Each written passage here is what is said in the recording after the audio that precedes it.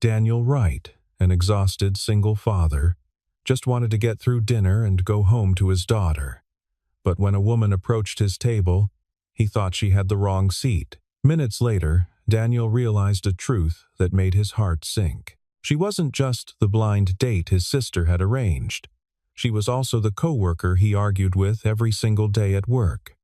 One forced dinner, one unavoidable hour, and one truth that could change both their lives. Daniel Wright's left eye twitched as he turned into the parking lot of Bella Notte Bistro. The lights of the restaurant cast a warm glow against the evening drizzle, promising romance and intimate conversations, neither of which he had energy for tonight. He sat in his truck for a moment, watching raindrops race down the windshield. His shift at Northeast Logistics Center had run 2 hours late because someone he suspected it was Sophia Nguyen from Quality Control had flagged an entire shipment for reinspection.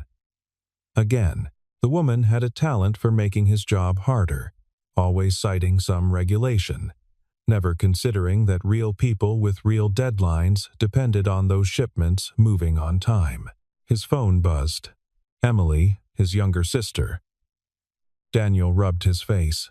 He'd told Emily 100 times he wasn't ready to date. 7-year-old Lily was his priority, and between work and being a single father, he barely had time to sleep, let alone navigate the minefield of modern dating. But Emily had worn him down with relentless optimism, and his mother had joined the campaign. 1 hour, he muttered, checking his reflection in the rearview mirror. His hair was still damp from rain during lunch. The dark circles under his eyes told the story of too many sleepless nights comforting Lily after nightmares, too many mornings packing school lunches at dawn. He looked exactly like what he was. A 34-year-old man running on fumes. He stepped out into the cool April evening.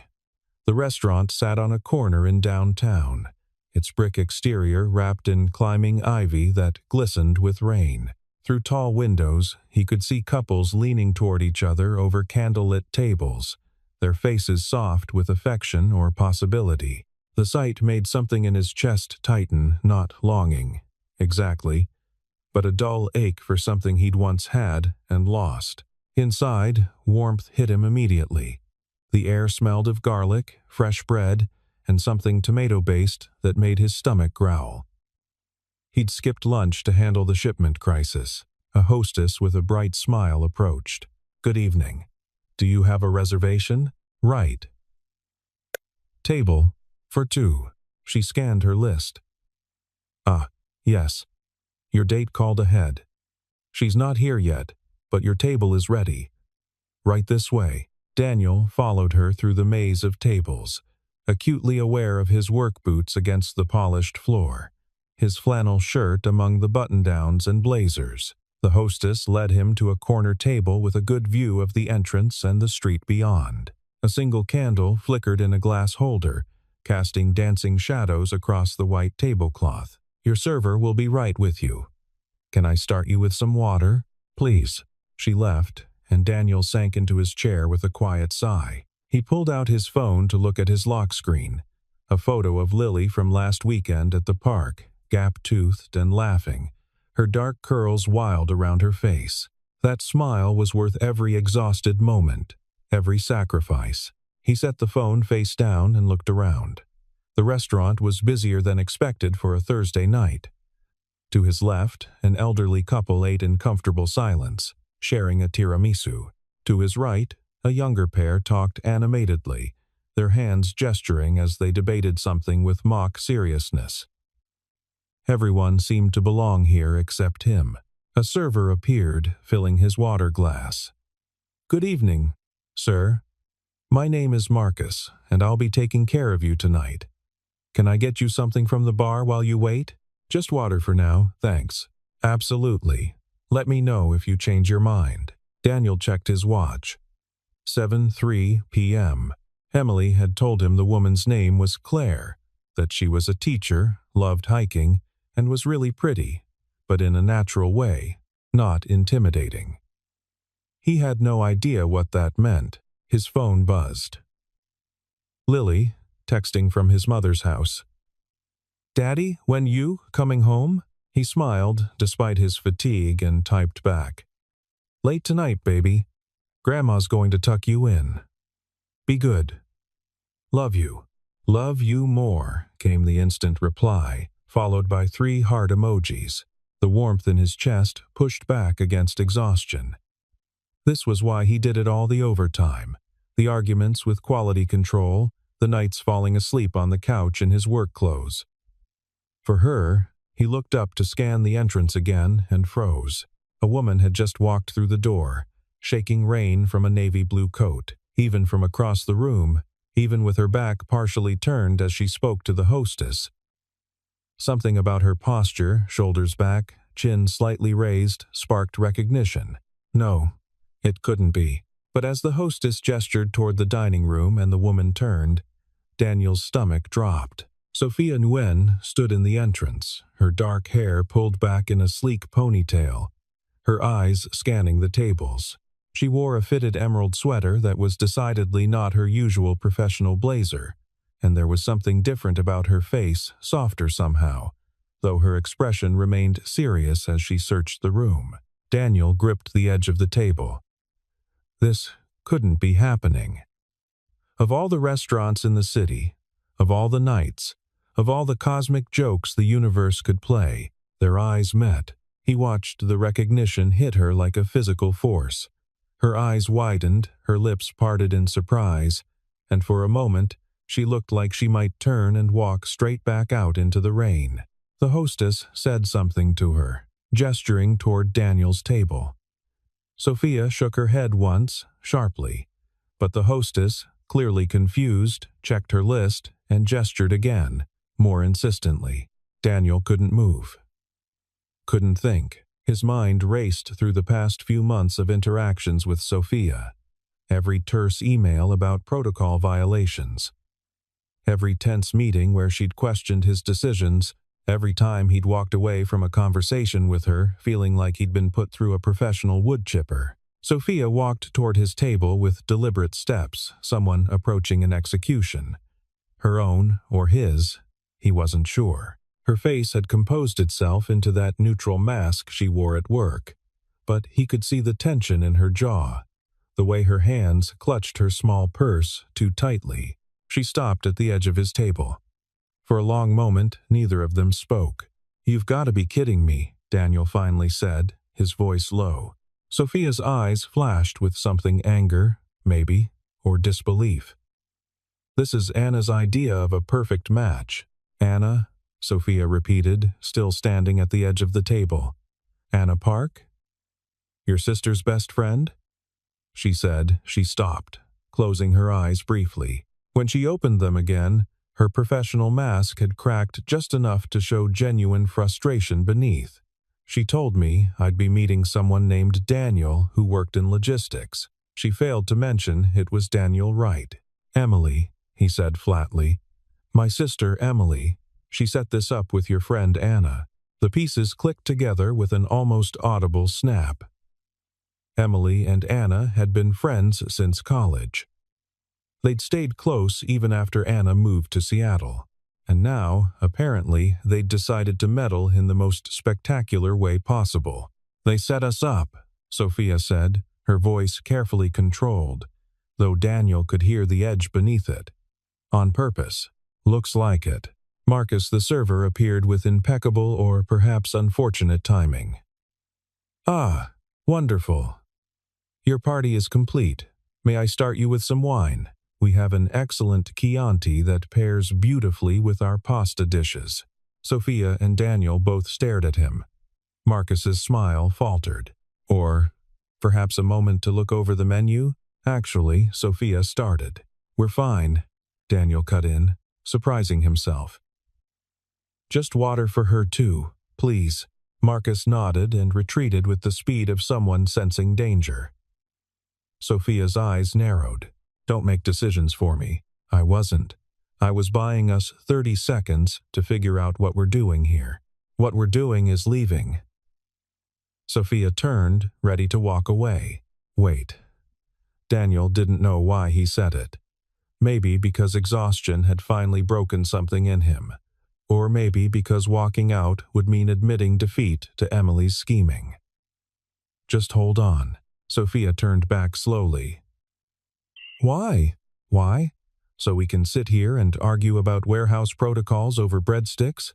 So you can tell me again how my excessive quality standards are ruining your efficiency metrics? That shipment last month had mislabeled hazard codes, he shot back. If those containers had been loaded wrong. Exactly my point. If I hadn't caught it, but you did catch it. Along with 50 other violations that turned out to be paperwork typos. You flagged an entire week's worth of shipments because someone used the wrong date format. Sophia's hands, which had been gripping her purse, moved to her hips.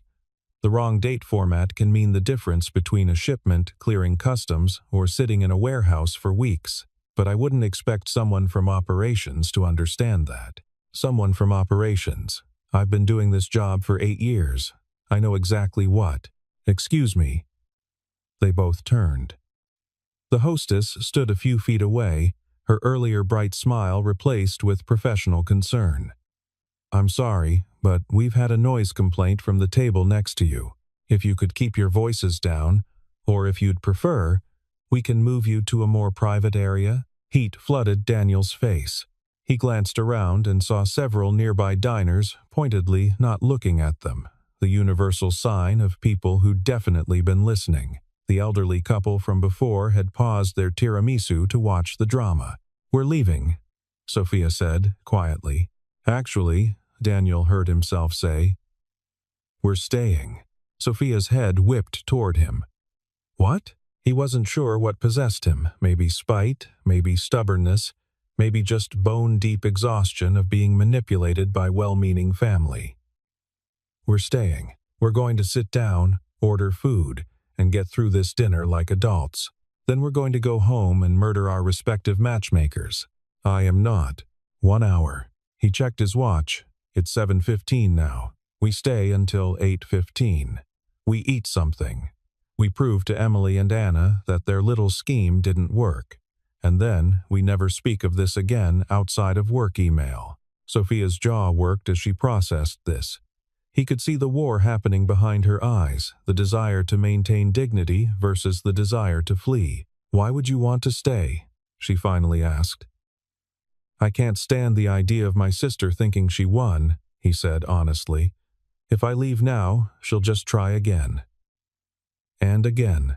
This way, I can tell her I gave it a shot. It was a disaster, and she needs to stay out of my love life permanently.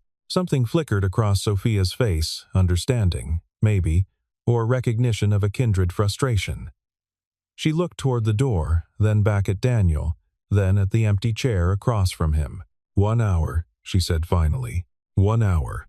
She sat down stiffly, placing her purse on the chair beside her and smoothing her sweater. Daniel caught a whiff of her perfume, something subtle, jasmine maybe, and realized this was the closest he'd ever been to her outside of a tense meeting room. Marcus reappeared with water for Sophia, moving with the cautious efficiency of a bomb disposal expert. Ready to order, or would you like a few more minutes? Minutes, they said in unison. He left the menus and departed swiftly. Silence descended on the table, broken only by ambient noise of the restaurant clinking silverware. Murmured conversations, someone laughing at the bar. Daniel picked up his menu without really seeing it. Across from him, Sophia did the same. This is absurd, she muttered. Completely. Anna promised me.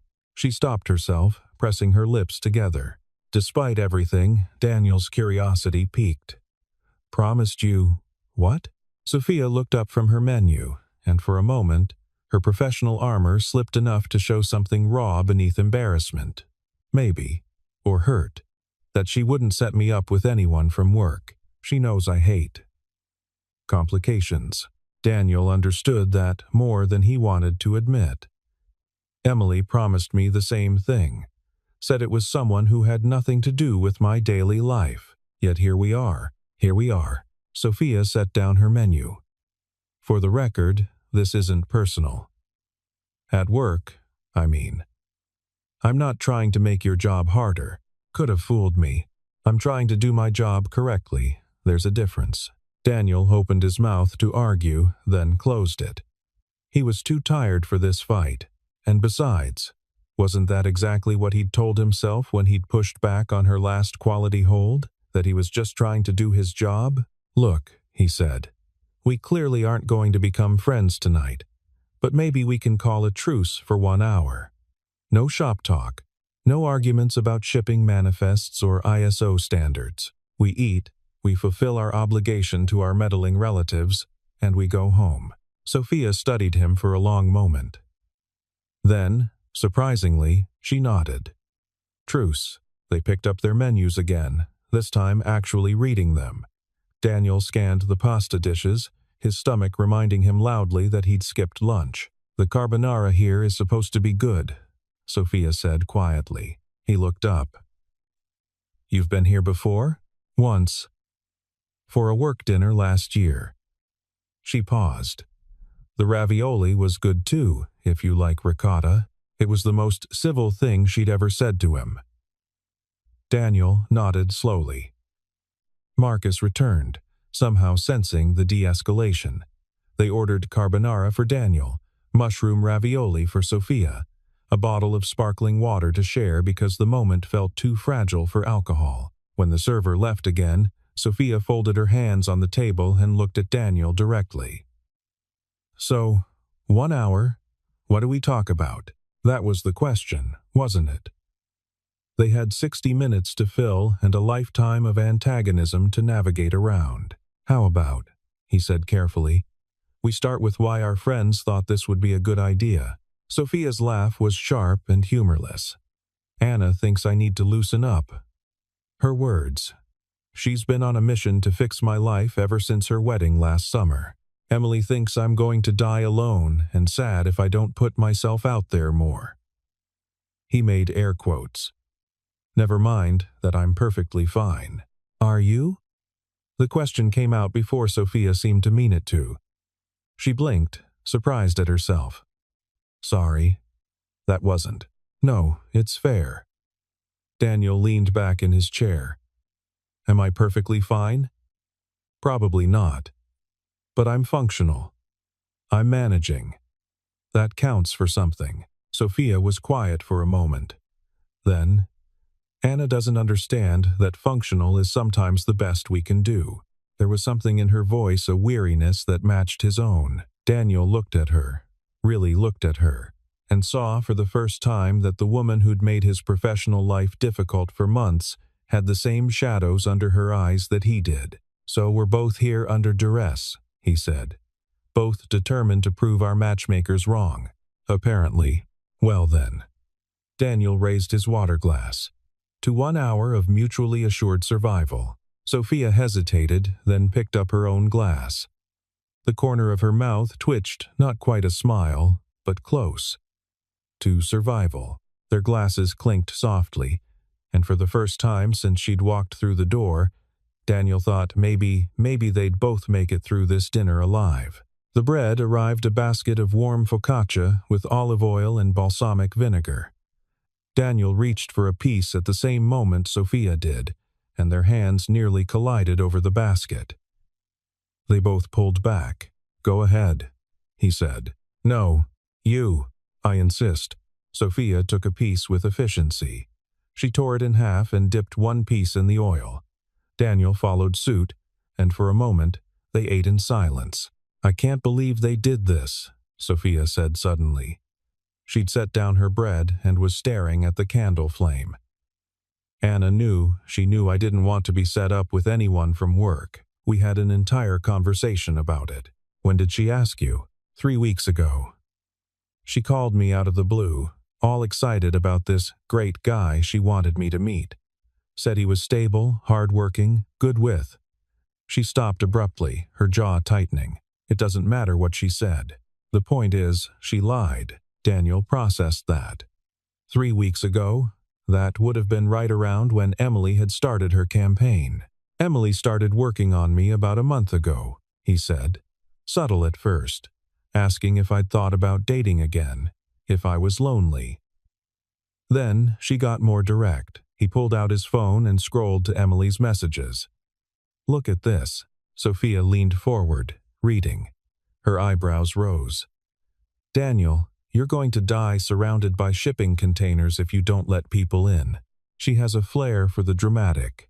Anna's friend is exactly your type. She's organized, responsible, and actually owns real furniture, unlike your sad bachelor apartment. Sophia looked up. "Your sister called your apartment sad. My sister has opinions about everything." He pocketed the phone. "Let me guess, Anna had similar things to say about your life?" A flush crept across Sophia's cheeks. She may have implied that I'm too focused on work, that I use rules and standards as a way to avoid emotional vulnerability. Ouch. Yes. Well. Sophia took another piece of bread, tearing it with more force than necessary. Anna got married last July. Ever since then, she's decided everyone else needs to be in a relationship too. Never mind that some of us are perfectly content being single. Are you? The question hung between them. Sophia looked at him sharply, as if trying to determine whether it was a challenge or genuine curiosity. "I'm focused," she said finally. "There's a difference. I have goals, career progression.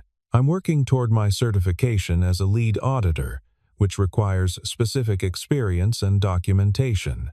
I don't have time for distractions, and relationships are distractions. In my experience, yes." Their entrees arrived. Marcus set down the plates with a flourish. Daniel's carbonara steaming with ribbons of pasta coated in creamy sauce. Sophia's ravioli arranged artfully in brown butter with sage and pine nuts. "Anything else I can get for you?" Marcus asked. "We're good," Daniel said. When the server left, they both picked up their forks. Daniel twirled pasta onto his and took a bite. The carbonara was rich and perfectly seasoned. Across from him, Sophia cut into a ravioli, and he caught the briefest flash of pleasure on her face as she tasted it. "Good?" he asked.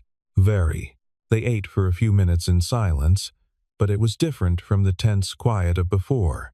This felt more like mutual agreement than standoff. "Can I ask you something?" Sophia said eventually. "Sure. That shipment last month, the one with the hazard codes. Were you actually angry about the delay, or were you angry that I was right?" Daniel set down his fork. The honest answer required more vulnerability than he'd planned to offer tonight. But something about the way she'd asked direct but not accusatory made him consider it. "Both," he admitted. "The delay cost us a client deadline. My manager was furious. But yeah, part of it was pride. I'd signed off on those manifests. I should have caught the error." Sophia nodded slowly. "I wasn't trying to make you look bad. I know that now. But in the moment? It never is. Personal, I mean." She pushed a ravioli around her plate. "I learned early in my career that cutting corners, even small ones, leads to bigger problems down the line. My first job out of college," Sophia continued, "I worked for a small freight company. We had a manager who always pushed to move shipments faster, skip steps, fudge documentation. I was young and wanted to be a team player, so I went along with it." Daniel waited. Sophia's expression had gone distant, her eyes fixed on something beyond the restaurant. "One of those shipments caught fire in transit," she said quietly. "Improperly labeled lithium batteries. The driver was injured, second-degree burns on his hands and arms. The company got sued, lost their certification, went under within a year, and all of it could have been prevented if someone had followed protocol. Jesus. So when I flag something that seems minor, like a date format or a mismatched code, I'm not trying to be difficult. I'm trying to prevent the next fire." She looked at him directly. "I'm trying to make sure no one else gets hurt because someone decided efficiency was more important than accuracy." Daniel absorbed that. It reframed every frustrating email, every delayed shipment, every argument they'd had over the past 6 months. She wasn't the enemy, she was someone who'd learned the cost of mistakes in the harshest way possible. "I'm sorry," he said, "for assuming you were just being difficult for the sake of it. Sophia's eyebrows rose. Did you just apologize to me? Don't get used to it. The corner of her mouth twitched again, that almost smile. Noted. Daniel took another bite of carbonara. For what it's worth, I'm not actually opposed to following procedure. I know the rules exist for good reasons. It's just my job is about keeping things moving. When operations gets behind, everything backs up. Drivers wait. Clients complain. My manager starts asking why I can't solve problems faster. So you cut corners. So I try to find the fastest path that's still compliant. And sometimes I get it wrong. Sophia studied him. You know what Anna told me about you? When she was trying to convince me to come tonight. What? She said you were one of the good ones. Hard-working, responsible, dedicated. She said you'd been through a lot, but hadn't let it make you bitter. Sophia paused. I thought she was exaggerating, but maybe she wasn't. Daniel felt heat creep up his neck. She doesn't know me that well. Emily must have told her things. They're close, aren't they? Too close. They probably planned this whole thing together. Oh, definitely. Sophia pulled out her own phone and scrolled to a message thread. She turned it so Daniel could see. Look at this. Daniel read. So I have someone I want you to meet. Very responsible. Great family values. Works in logistics. Below that, you'll like him. He's a little rough around the edges, but in a good way. Real, honest. Rough around the edges? He said, slightly offended. In a good way, Sophia reminded him. There was the almost smile again. Though I'm not sure what that means. Probably that I showed up in work boots and flannel. I noticed. Should I be insulted? Depends. Are you insulted that I noticed, or insulted that I might judge you for it? Daniel considered. Both? Sophia actually smiled, a real one, brief but genuine. For what it's worth, I think the boots are fine. At least they're practical. High praise from someone who probably color codes her closet. I do, actually. By season and function. She saw his expression. Don't judge me. Wouldn't dream of it. They fell back into eating, but the atmosphere had shifted again. The walls between them weren't down, exactly, but they'd lowered enough that Daniel could see what might exist on the other side. His phone buzzed. Emily calling. He rejected it immediately. Let me guess, Sophia said. Checking in? Probably. She wants to know how it's going. Anna, too. Sophia showed him her own phone, which displayed several increasingly excited messages.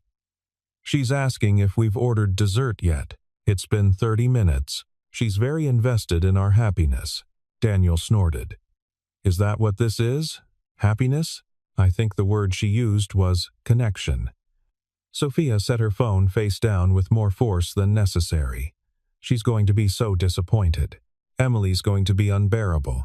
She'll want a full report. What are you going to tell her? Daniel thought about it. The truth? That we sat here, ate our food, didn't kill each other, and went our separate ways. She won't accept that. She'll have to. Sophia twirled her fork through the remaining sauce on her plate.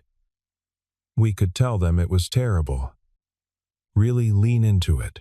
Like what? I don't know. We could say you chewed with your mouth open, that I spent the whole time checking my phone, that we had nothing in common and couldn't wait to leave. But we'd be lying. The words came out before Daniel could think about them. Sophia looked up sharply. Would we? She asked quietly. Daniel met her eyes. They weren't quite as hard as they usually seemed at work. Or maybe he'd just never looked closely enough before. There were flecks of gold in the brown, he noticed, and fine lines at the corners that suggested she smiled more than he'd realized, just not at him. I guess not, he admitted. I mean, you haven't checked your phone once, and this food is actually pretty good, and you don't chew with your mouth open. Good to know I meet minimum standards. Sophia's smile was fuller this time. Don't push your luck. Marcus appeared to clear their plates. Any interest in dessert?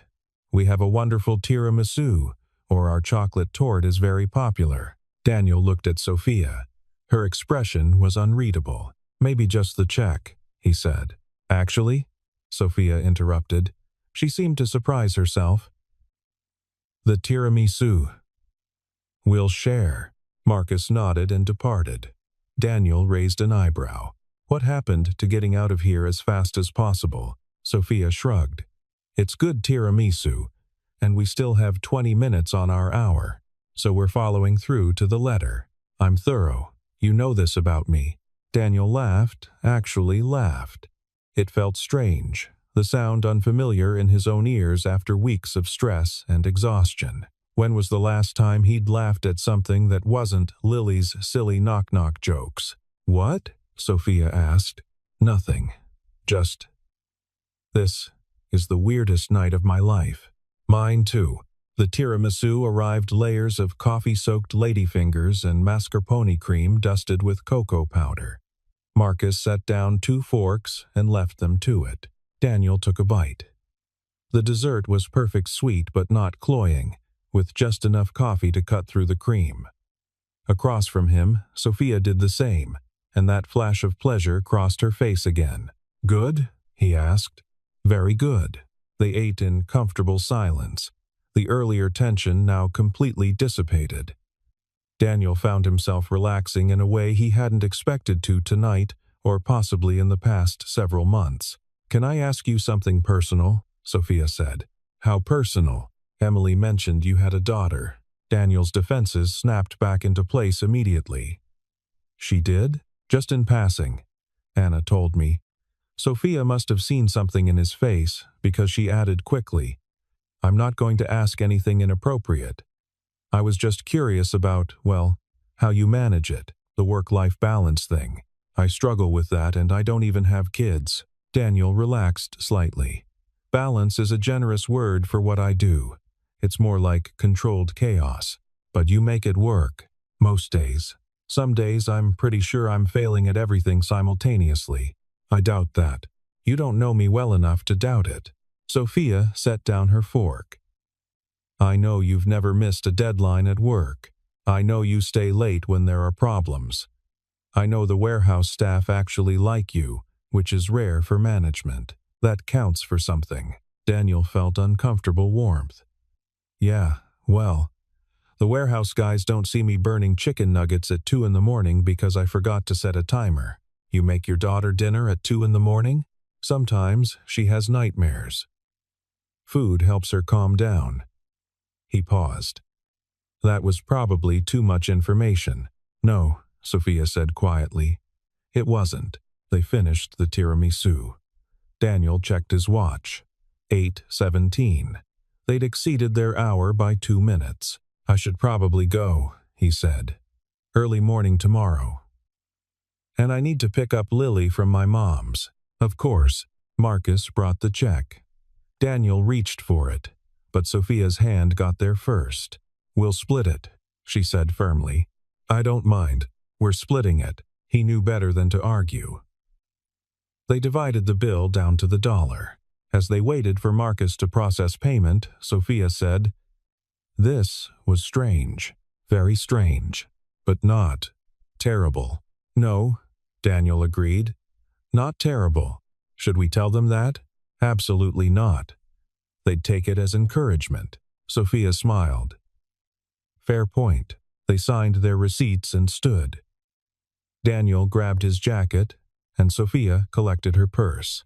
As they walked toward the exit, Daniel was acutely aware of the small space between them, of how different this departure felt from what he'd imagined. Outside, the rain had stopped, leaving the sidewalks gleaming under streetlights. The air smelled clean and cool. I'm parked that way, Daniel said, gesturing left. I'm right here. Sophia pointed to a silver sedan at a meter directly in front of the restaurant. Of course you are. Efficient to the end. It's a gift. They stood there awkwardly for a moment, neither quite sure how to end this. A handshake felt too formal. A hug felt too intimate. They settled for an uncomfortable half-wave. So, Daniel said. Monday at work? Monday at work. Sophia confirmed. Back to our regularly scheduled antagonism, maybe with slightly less animosity. Maybe. Sophia unlocked her car, then paused with her hand on the door handle. Daniel? Yeah? Thanks for staying. For the hour, I mean. You didn't have to, neither did you. No, but I'm glad we did. Before he could respond, she got into her car and started the engine. Daniel watched her pull away from the curb and disappear down the street, her taillights blinking once at the stop sign before she turned and was gone. He stood there for a moment longer, processing. Then he pulled out his phone and saw 17 messages from Emily, each more excited than the last. He typed, "Date happened. Food was good. Don't ever do this again." Then he turned toward his truck, feeling lighter somehow despite the exhaustion still weighing on his shoulders. 3 weeks later, Daniel stood at the Northeast Logistics Center break room coffee machine when someone stepped up beside him. "Morning," Sophia said. "Morning." He poured his coffee. "Henderson shipment cleared yesterday. Thanks for the quick turnaround. Just doing my job." She paused. "There's a new place that opened on 4th Street. Good coffee, apparently." Daniel looked at her. She was looking straight ahead, her professional mask in place, but he could see the hint of a question in her eyes. "Tomorrow morning?" he heard himself say. "Before work? 7? 7 works." Saturday morning arrived with the chaos Daniel had forgotten. Lily appeared in his bedroom doorway at 8:47 a.m., already dressed in her soccer uniform. "Daddy, we have to leave in 13 minutes or we'll be late." Daniel shot upright. "What?" "Soccer." "Right. Yes, you forgot." "I didn't forget. I just temporarily didn't remember. That's what forgetting is." The drive to Riverside Community Fields took 12 minutes, 4 minutes late for warm-ups. Lily bolted from the truck, running toward her team. Daniel followed with Lily's water bottle and a folding chair. The morning was cool but promised warmth later. Other parents had already claimed spots along the sideline. He found an empty spot near midfield and set up his chair. Around him, parents chatted. Daniel nodded politely while scanning the field for Lily. She joined her team near the far goal, where they were doing stretches led by No. Daniel's brain short-circuited. Sophia stood in front of the girls, demonstrating a quad stretch, her dark hair pulled back in a high ponytail. She wore black athletic pants and a blue coaching shirt that matched the team colors. This couldn't be happening. Sophia was Lily's soccer coach. How had he not known this? How had Lily never mentioned her coach's name? "Daniel?" He turned. Sophia stood 5 feet away, having crossed the field.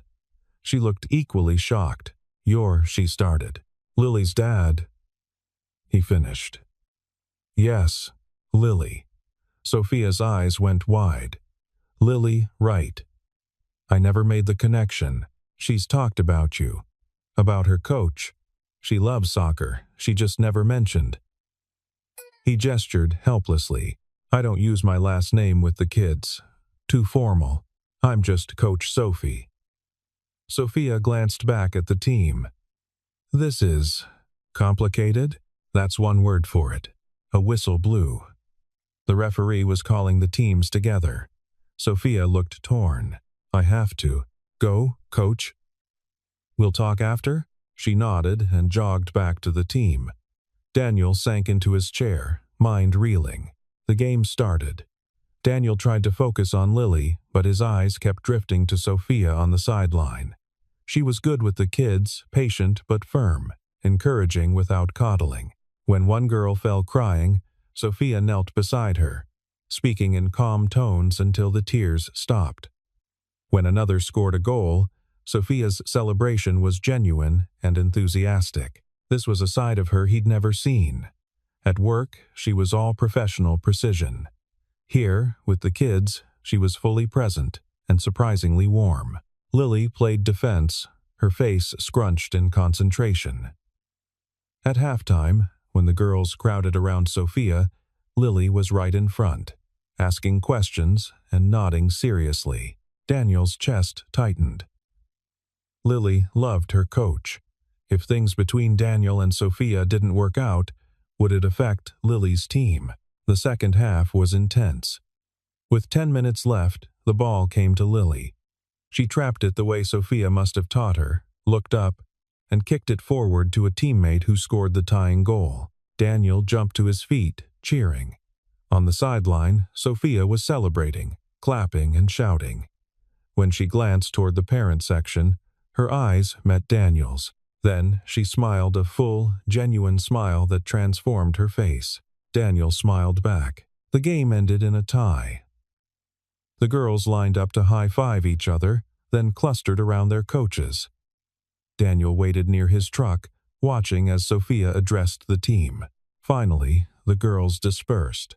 Lily bounded over, sweaty and grass-stained and beaming. "Did you see my assist, Daddy?" "Coach," Sophie said, "I played excellent defense." "I saw." "You were great, baby. Can we get pizza? All the other kids are getting pizza." "Sure. Let me just—" He looked toward the field. Sophia was gathering equipment. Daniel walked across the field. Sophia looked up as he approached, the equipment bag slung over her shoulder. "Great game," Daniel said. "Thanks." The girls played well. Sophia's eyes dropped to Lily, who had followed. "Especially you, Lily. That assist was perfectly timed." "Thanks, Coach Sophie." "Did you know you work with my dad?" "That's so awesome. Can you come to pizza with us?" Daniel and Sophia both froze. "Oh, I don't want to intrude," Sophia started. "The team always gets pizza after games," Lily interrupted. "At Marco's. Everyone goes. You have to come." "Lily," Daniel said carefully, "Coach Sophie might have other plans. Do you?" Lily looked at Sophia with the kind of hopeful expression that could break hearts. "I." Sophia looked at Daniel, a question in her eyes. He could give her an out. Could suggest they talk later. Keep this boundary clear. But standing there in the bright morning sun, watching his daughter beam up at the woman who'd somehow become important to him, he found he didn't want to. "You should come," he said quietly. "If you want to." Sophia studied his face for a long moment. Then she smiled that full, genuine smile again. "Pizza sounds good." Marco's Pizzeria was chaos kids, running between tables, parents trying to maintain order.